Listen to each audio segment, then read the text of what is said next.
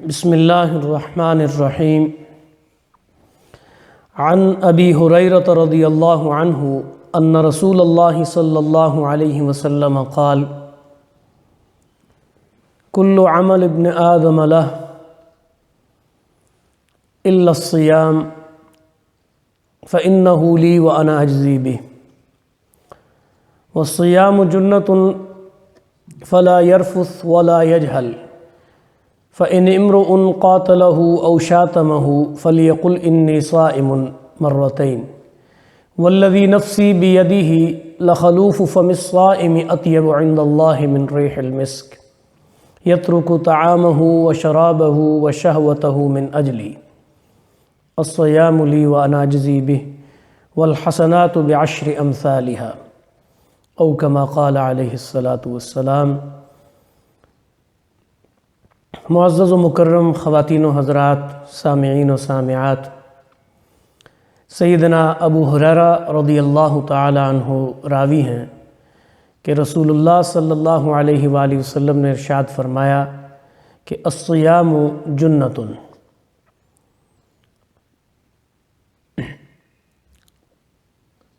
روزہ ایک ڈھال ہے، پروٹیکشن ہے، شیلڈ ہے۔ ڈھال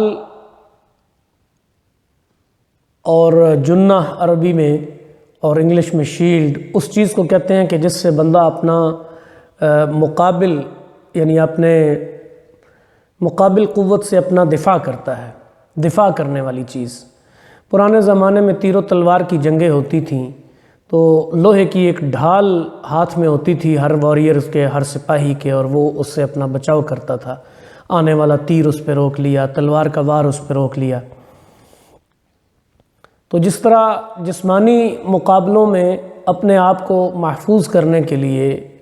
یعنی فزیکل پروٹیکشن کے لیے وہ شیلڈ ہوتی ہے، اسی طرح روحانی اور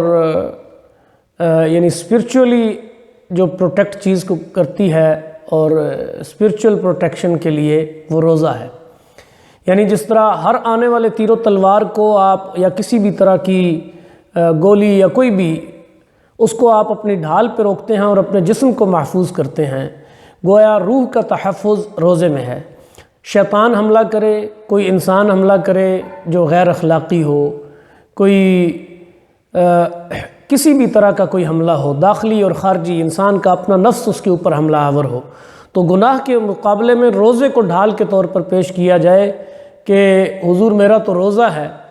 بھائی میرا تو روزہ ہے، میں اس گناہ کے اندر اپنے آپ کو ملوث کیوں کروں؟ یعنی میری روح کے لیے گویا وہ روزہ ڈھال بن جائے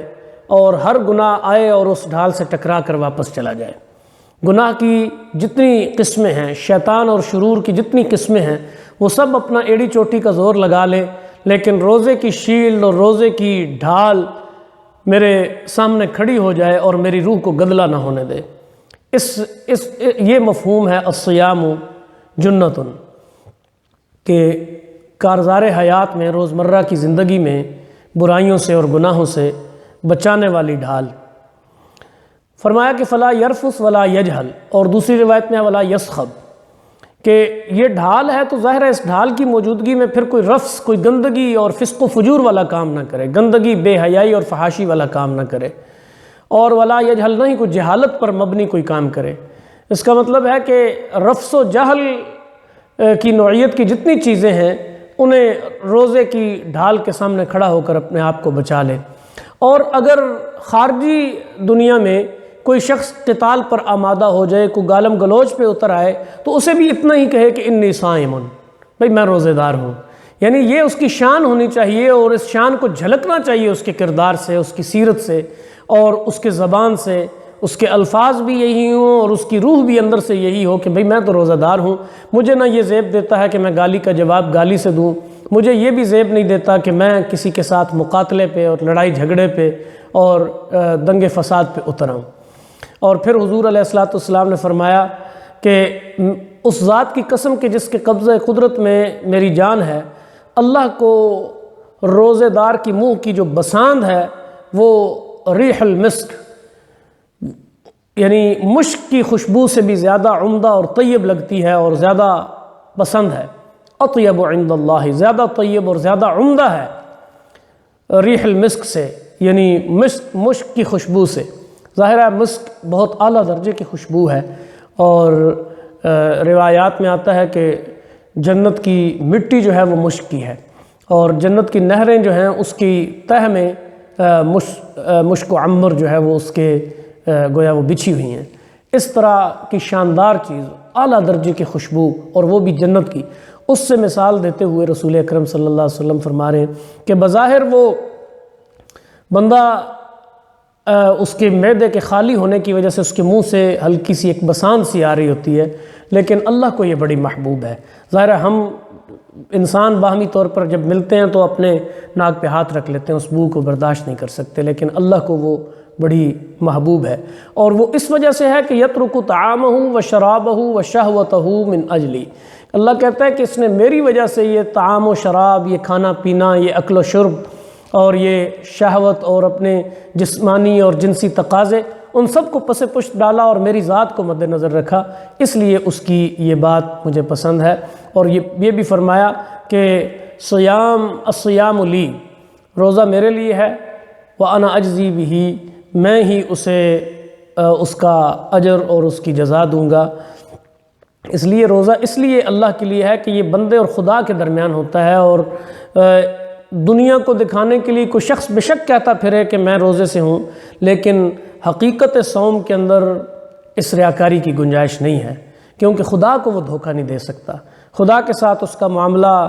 وہی ہے کہ روزہ میرے لیے ہے، کہ میں ہی اس کی جزا دوں گا۔ یعنی اللہ تعالیٰ روزے کی جزا بے حد و حساب دے گا۔ جتنا کسی کا گہرا جذبہ، جتنا کسی کا بہترین اخلاص ہے، اتنا ہی، اور جتنا کوئی اللہ کا تقوی اختیار کرتا ہے، روزے کے جتنے جو ہے وہ کوئی زیادہ روحانی اور دینی فوائد حاصل کرتا ہے، اور اتنی ہی اس کی اللہ کے ہاں سمجھیں کہ جزا بڑھتی چلی جاتی ہے۔ اور فرمایا کہ وَالْحَسَنَةُ بِعَشْرِ أَمْثَالِهَا، یعنی اللہ کے ہاں ایک سادہ سا اصول یہ ہے کہ ہر نیکی کم از کم 10 درجات تک تو پہنچتی ہے، یعنی یہ کم از کم درجہ ہے۔ اتنے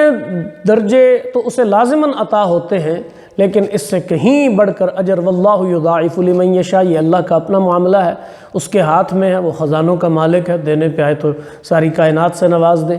تو اس لیے وہ ایک دیالو بادشاہ کے ساتھ معاملہ ہے، ایک سخی اور فیاض ہستی کے ساتھ معاملہ ہے۔ وہ 10 تک محدود نہیں رکھے گا، بلکہ اپنے فضل و لطف سے، اپنے کرم سے اور اپنی رحمت سے اسے کئی ہزاروں گنا بھی بڑھا سکتا ہے۔ اللہ کریم ہمیں روزے کے اندر وہ اخلاص عطا فرمائے اور تقوی کی وہ قوت نصیب فرمائے کہ جو اللہ کے ہاں اس روزے کے اجر کو بڑھانے کا باعث بنے۔ وما علینا الا البلاغ۔